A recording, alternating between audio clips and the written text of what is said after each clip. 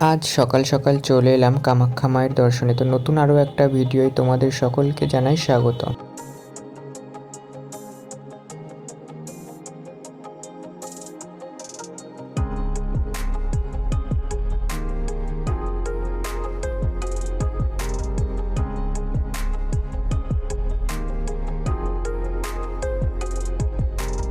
যে বিশেষ দিনে আমরা মায়ের দর্শনে গিয়েছিলাম সেই দিনটা ছিল দুর্গাপুজোর মহাষ্টমী।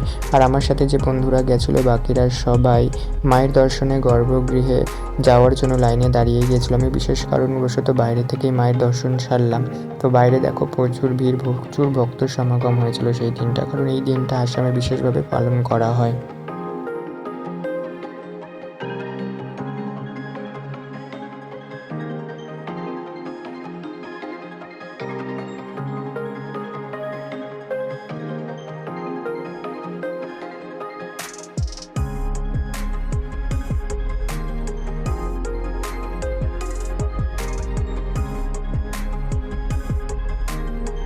তো কখনো যদি আমি আবার সময় পাই বা সুযোগ পাই, মা যদি আমাকে ডাকেন, অবশ্যই আমি গর্ভগৃহে যাব, মায়ের দর্শন করব।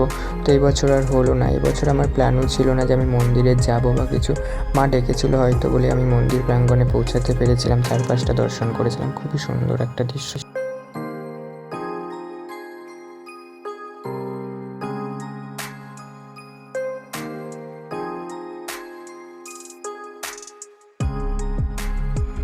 অবশ্যই কমেন্ট করে জানিও তোমাদের কাদের কাদের কামাখ্যা মায়ের দর্শনের ইচ্ছা আছে, আর মা যদি ডাকে খুব শিগগিরই তোমাদের মায়ের দর্শন হয়ে যাবে। তো ততক্ষণের জন্য গুড বাই বন্ধুরা, তোমরা সবাই ভালো থেকো।